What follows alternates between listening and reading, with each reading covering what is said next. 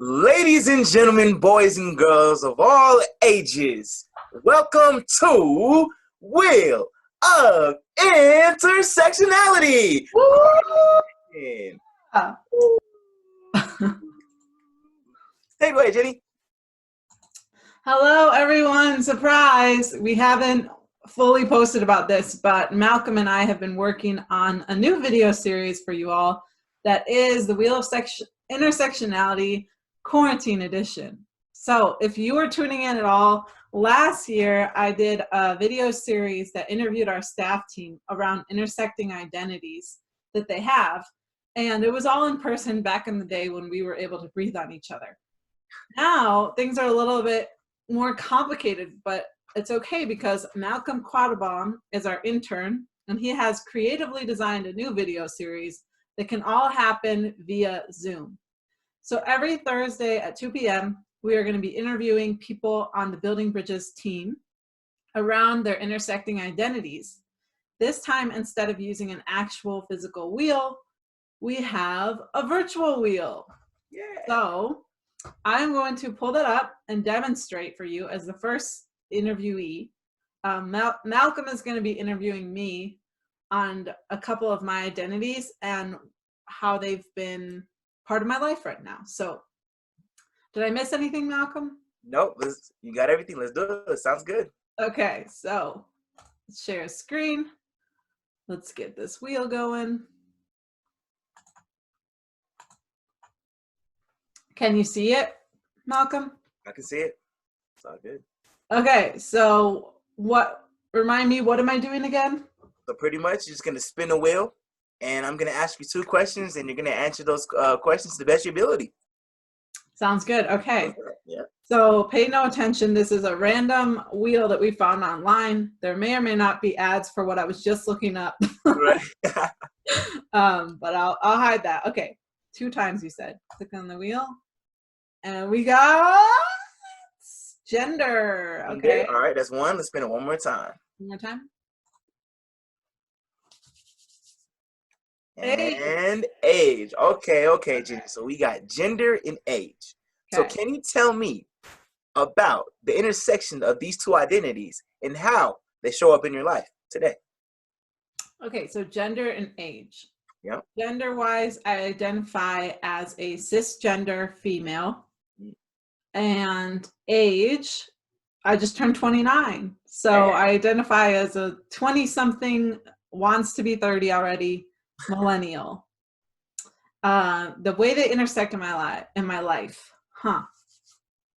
interesting. So I would say as a 29-year-old female, there's an ongoing amount of pressure in my life and on me to kind of like appeal to the standards of society and what a woman should be doing at my age. And I feel like a lot of that involves like, oh, I should be married and I'm not, I'm single. Or I should have kids and I don't have kids. Or I should this and I should that. I find myself wrestling a lot with shoulds, but also finding more and more freedom on how I choose to live my life, which is independently. And I feel like a lot of my life journey is about growing self-sufficiency. So that's been like a huge theme in my life. And I think if I was a 29-year-old male, that would look different because I don't believe there is much standards or expectations for them around all of what I said. So that's definitely part of my life journey. Right. Wow, that was very beautiful. Thank you for telling us that. How does that make you feel in your body after explaining that? Where in your body can you feel it? That's a good question, Malcolm. I wonder who always asks you that. I feel tense. I feel tension in my stomach because it's not hard to talk about. It's just that I know it's I don't know, since we're on Facebook Live, it feels kind of weird to jump into that topic here and now, but I'm here for it. So yeah. Oh yeah. Well, thank you for sharing that with us. I'm gonna go ahead and hit you with the next question. Okay. So, what amount of privilege do you feel in those identities during the current times? That's, of course, speaking about the current pandemic, of course. Can you say that one more time? Yeah, of course. What amount of privilege do you feel in those identities during the current pandemic? What kind of privileges? What kind of amount of privileges do you feel with those? Yeah. Um, So, in my female and age identity. And if you could try to relate it to like the current pandemic, quarantine, COVID-19 whole thing. Yeah, for sure. So I will say that I have reflected a lot on the amount of privilege. Typically, it feels like as a 29-year-old woman who is single and doesn't have kids, it's like I feel like I have less privilege. Mm-hmm. But right now, I actually feel like I have more privilege in that identity. I know that I do because I have additional space and freedom to pick up hobbies like poi ball and like do my work efficiently. I don't have to worry about as many distractions in all of these Zoom meetings. And I feel like I'm at an age that's allowed for a little bit more stability in my income, which I'm so grateful for, because this would not be the case even a year ago, especially not 3 years ago. I don't know what I would be doing. So, yeah. Wow, that's very, very beautiful. Again, thank you for sharing. And the same reflection as the last question: where at in your body you feeling it, and kind of explain that after you gave us that response.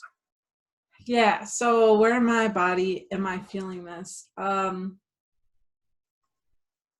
kind of feel it in my head and in my brain. Like I went to my thoughts about this more than what I'm actually feeling about it. But I feel kind of light, and naming that because I'm grateful. There's gratitude in me for the amount of freedom I have right now. It's very, very, very beautiful. Well, again, Jenny, thank you for sharing this with us. Thank you for all you guys tuning in, watching our very first episode of Wheel of Intersectionality, Quarantine Edition. Yeah. And we will see you guys all next Thursday.